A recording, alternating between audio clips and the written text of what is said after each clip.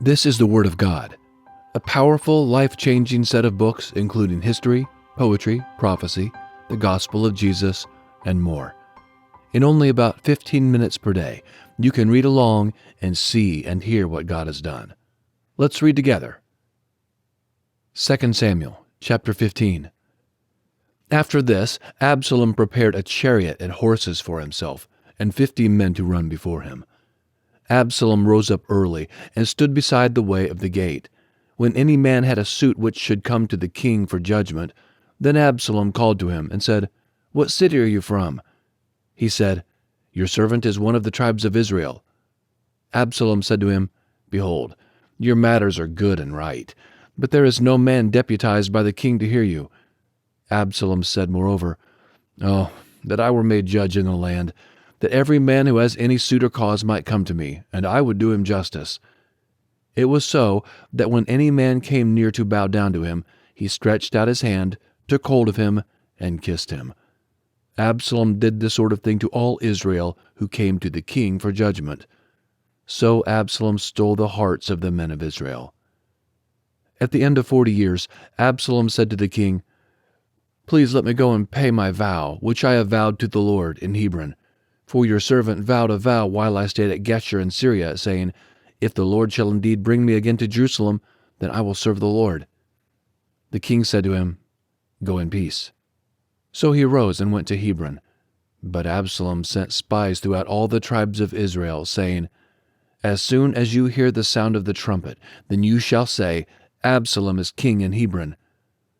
200 men went with Absalom out of Jerusalem, who were invited, and went in their simplicity, and they didn't know anything.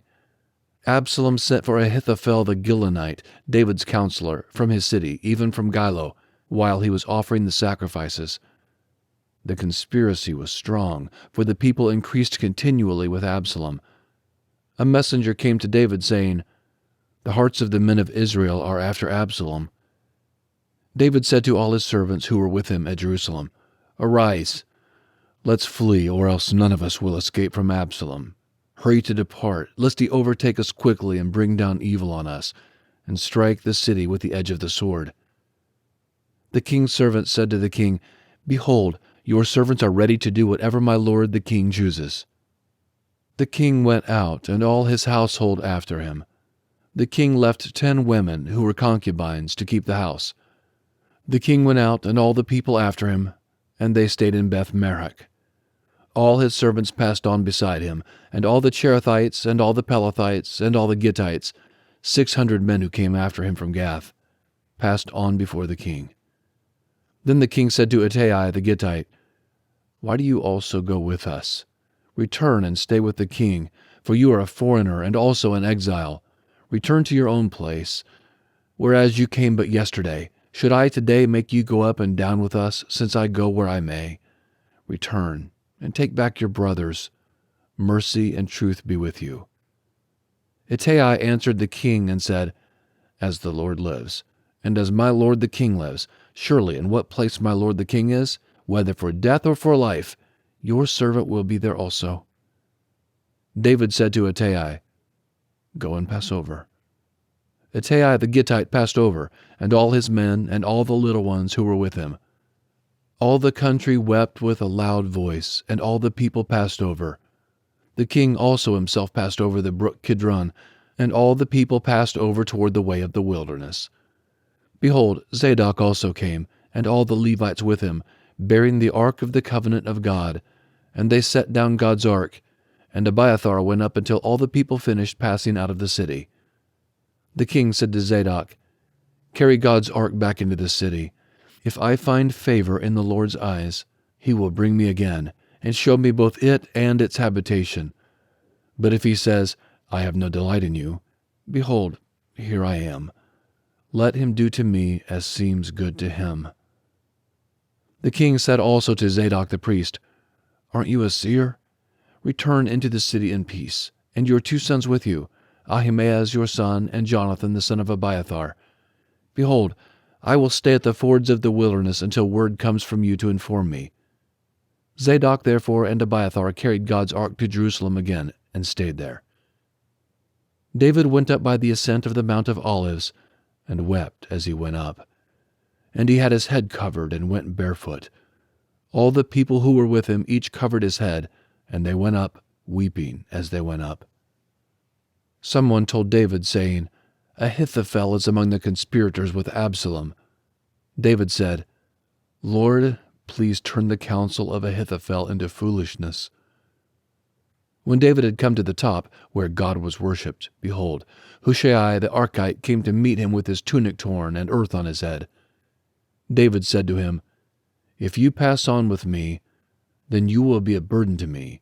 But if you return to the city and tell Absalom, I will be your servant, O king. As I have been your father's servant in time past, so I will now be your servant. Then will you defeat for me the counsel of Ahithophel. Don't you have Zadok and Abiathar the priests there with you?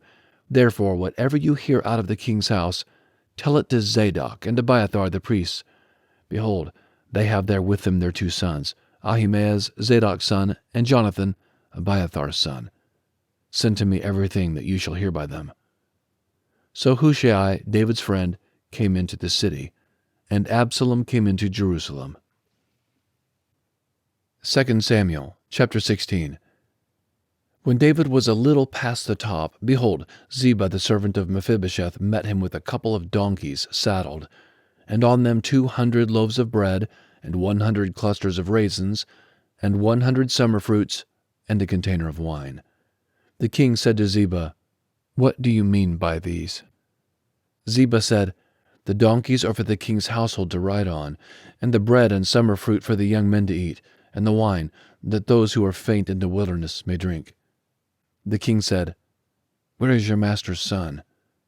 Ziba said to the king, "Behold, he is staying in Jerusalem, for he said, 'Today the house of Israel will restore me the kingdom of my father.'" Then the king said to Ziba, "Behold, all that belongs to Mephibosheth is yours." Ziba said, "I bow down. Let me find favor in your sight, my lord, O king." When King David came to Bahurim, behold, a man of the family of Saul's house came out, whose name was Shimei, the son of Gera. He came out and cursed as he came. He cast stones at David, and at all the servants of King David, and all the people and all the mighty men were on his right hand and on his left. Shimei said when he cursed, "Begone, begone, you man of blood and wicked fellow. The Lord has returned on you all the blood of Saul's house, in whose place you have reigned. The Lord has delivered the kingdom into the hand of Absalom your son. Behold, you are caught by your own mischief, because you are a man of blood." Then Abishai, the son of Zeruiah, said to the king, "Why should this dead dog curse my lord the king? Please let me go over there and take off his head." The king said, "What have I to do with you, you sons of Zeruiah? Because he curses, and because the Lord has said to him, 'Curse David,' who then shall say, 'Why have you done so?'" David said to Abishai and to all his servants, "Behold, my son, who came out of my bowels, seeks my life. How much more this Benjamite now? Leave him alone, and let him curse, for the Lord has invited him. It may be that the Lord will look on the wrong done to me, and that the Lord will repay me good for the cursing of me today." So David and his men went by the way, and Shimei went along on the hillside opposite him, and cursed as he went, threw stones at him, and threw dust. The king and all the people who were with him arrived weary, and he refreshed himself there. Absalom and all the people, the men of Israel, came to Jerusalem, and Ahithophel with him. When Hushai the Archite, David's friend, had come to Absalom, Hushai said to Absalom, "Long live the king! Long live the king!" Absalom said to Hushai, "Is this your kindness to your friend? Why didn't you go with your friend?" Hushai said to Absalom, "No, but whomever the Lord and this people and all the men of Israel have chosen, I will be his, and I will stay with him. Again, whom should I serve? Shouldn't I serve in the presence of his son? As I have served in your father's presence, so I will be in your presence." Then Absalom said to Ahithophel, "Give your counsel what we shall do." Ahithophel said to Absalom, "Go into your father's concubines that he has left to keep the house. Then all Israel will hear that you are abhorred by your father. Then the hands of all who are with you will be strong." So they spread a tent for Absalom on the top of the house, and Absalom went into his father's concubines in the sight of all Israel. The counsel of Ahithophel, which he gave in those days, was as if a man inquired at the inner sanctuary of God. All the counsel of Ahithophel was like this both with David and with Absalom. 2 Samuel chapter 17. Moreover, Ahithophel said to Absalom, "Let me now choose 12,000 men, and I will arise and pursue after David tonight. I will come on him while he is weary and exhausted, and will make him afraid. All the people who are with him will flee. I will strike the king only, and I will bring back all the people to you. The man whom you seek is as if all returned. All the people shall be in peace." The saying pleased Absalom well, and all the elders of Israel. Then Absalom said, "Now call Hushai the Archite also, and let's hear likewise what he says." When Hushai had come to Absalom, Absalom spoke to him, saying, "Ahithophel has spoken like this. Shall we do what he says? If not, speak up." Hushai said to Absalom, "The counsel that Ahithophel has given this time is not good." Hushai said moreover, "You know your father and his men, that they are mighty men, and they are fierce in their minds, like a bear robbed of her cubs in the field. Your father is a man of war, and will not lodge with the people. Behold, he is now hidden in some pit or in some other place. It will happen, when some of them have fallen at the first, that whoever hears it will say, 'There is a slaughter among the people who follow Absalom.' Even he who is valiant, whose heart is as the heart of a lion, will utterly melt. For all Israel knows that your father is a mighty man, and those who are with him are valiant men. But I counsel that all Israel be gathered together to you, from Dan even to Beersheba, as the sand that is by the sea for multitude, and that you go to battle in your own person. So we will come on him in some place where he will be found, and we will light on him as the dew falls on the ground. Then we will not leave so much as one of him and all of the men who are with him. Moreover, if he has gone into a city, then all Israel will bring ropes to that city, and we will draw it into the river, until there isn't one small stone found there." Absalom and all the men of Israel said, "The counsel of Hushai the Archite is better than the counsel of Ahithophel." For the Lord had ordained to defeat the good counsel of Ahithophel, to the intent that the Lord might bring evil on Absalom. Then Hushai said to Zadok and to Abiathar the priests, "Ahithophel counseled Absalom and the elders of Israel that way, and I have counseled this way. Now therefore send quickly, and tell David, saying, 'Don't lodge tonight at the fords of the wilderness, but by all means pass over, lest the king be swallowed up, and all the people who are with him.'" Now Jonathan and Ahimaaz were staying by En-Rogel, and a female servant used to go and report to them, and they went and told King David, for they couldn't risk being seen coming into the city. But a boy saw them and told Absalom. Then they both went away quickly and came to the house of a man in Bahurim, who had a well in his court, and they went down there. The woman took and spread the covering over the well's mouth, and spread out crushed grain on it, and nothing was known. Absalom's servants came to the woman to the house, and they said, "Where are Ahimaaz and Jonathan?" The woman said to them, "They've gone over the brook of water." When they had sought and could not find them, they returned to Jerusalem. After they had departed, they came up out of the well and went and told King David. And they said to David, "Arise and pass quickly over the water, for thus has Ahithophel counseled against you." Then David arose, and all the people who were with him, and they passed over the Jordan. By the morning light there lacked not one of them who had not gone over the Jordan. When Ahithophel saw that his counsel was not followed, he saddled his donkey, arose, and went home to his city, set his house in order, and hanged himself. And he died, and was buried in the tomb of his father. Then David came to Mahanaim. Absalom passed over the Jordan, he and all the men of Israel with him. Absalom set Amasa over the army instead of Joab. Now Amasa was the son of a man whose name was Ithra the Israelite, who went into Abigail the daughter of Nahash, sister of Zeruiah, Joab's mother. Israel and Absalom encamped in the land of Gilead. When David had come to Mahanaim, Shobi the son of Nahash of Reba of the children of Ammon, and Machir the son of Ammiel of Lodabar, and Barzillai the Gileadite of Rogelim, brought beds, basins, earthen vessels, wheat, barley, meal, parched grain, beans, lentils, roasted grain, honey, butter, sheep, and cheese of the herd, for David and for the people who were with him to eat, for they said, "The people are hungry, weary, and thirsty in the wilderness." 2 Samuel chapter 18. David counted the people who were with him, and set captains of thousands and captains of hundreds over them.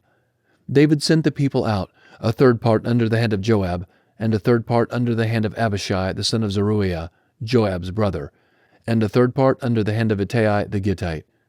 The king said to the people, "I will also surely go out with you myself." But the people said, "You shall not go out. For if we flee away, they will not care for us, neither if half of us die will they care for us. But you are worth 10,000 of us. Therefore now it is better that you are ready to help us out of the city." The king said to them, "I will do what seems best to you." The king stood beside the gate, and all the people went out by hundreds and by thousands. The king commanded Joab and Abishai and Ittai, saying, "Deal gently for my sake with the young man Absalom." All the people heard when the king commanded all the captains concerning Absalom.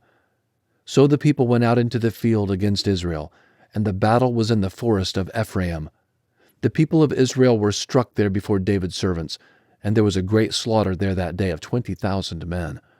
For the battle was there spread over the surface of all the country, and the forest devoured more people that day than the sword devoured.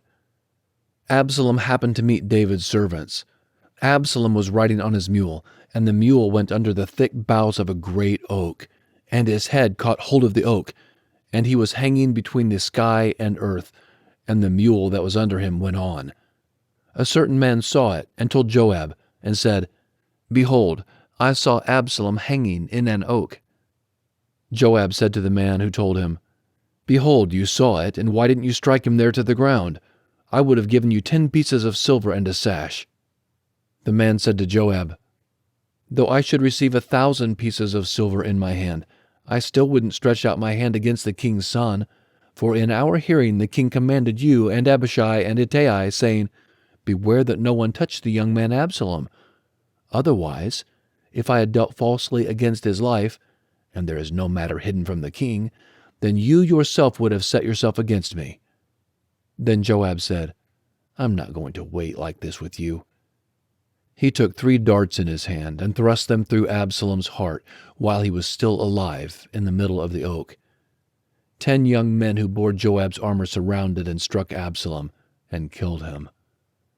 Joab blew the trumpet, and the people returned from pursuing after Israel, for Joab held the people back. They took Absalom and cast him into a great pit in the forest, and raised over him a very great heap of stones. Then all Israel fled, each to his own tent. Now Absalom in his lifetime had taken and reared up for himself the pillar which is in the king's valley, for he said, "I have no son to keep my name in memory." He called the pillar after his own name. It is called Absalom's monument to this day. Then Ahimaaz, the son of Zadok, said, "Let me now run and carry the king news, how the Lord has avenged him of his enemies." Joab said to him, "You must not be the bearer of news today, but you must carry news another day. But today you must carry no news, because the king's son is dead." Then Joab said to the Cushite, "Go, tell the king what you have seen." The Cushite bowed himself to Joab and ran. Then Ahimaaz the son of Zadok said yet again to Joab, "But come what may, please let me also run after the Cushite." Joab said, "Why do you want to run, my son, since you will have no reward for the news?" "But come what may," he said, "I will run." He said to him, "Run." Then Ahimaaz ran by the way of the plain and outran the Cushite. Now David was sitting between the 2 gates, and the watchman went up to the roof of the gate to the wall, and lifted up his eyes and looked, and behold, a man running alone. The watchman shouted and told the king. The king said, If he is alone, there is news in his mouth." He came closer and closer. The watchman saw another man running, and the watchman called to the gatekeeper and said, "Behold, a man running alone." The king said, "He also brings news." The watchman said, "I think the running of the first one is like the running of Ahimaaz the son of Zadok." The king said, "He is a good man, and comes with good news." Ahimaaz called and said to the king, "All is well." He bowed himself before the king with his face to the earth and said, "Blessed is the Lord your God, who has delivered up the men who lifted up their hand against my lord the king." The king said, "Is it well with the young man Absalom?" Ahimaaz answered, "When Joab sent the king's servant, even me your servant, I saw a great tumult, but I don't know what it was." The king said, "Come and stand here." He came and stood still. Behold, the Cushite came. The Cushite said, "Good news for my lord the king, for the Lord has avenged you today of all those who rose up against you." The king said to the Cushite, "Is it well with the young man Absalom?" The Cushite answered, "May the enemies of my lord the king, and all who rise up against you to do you harm, be as that young man is." The king was much moved, and went up to the room over the gate and wept. As he went, he said, "My son Absalom, my son Absalom, I wish I had died instead of you. Absalom, my son, my son."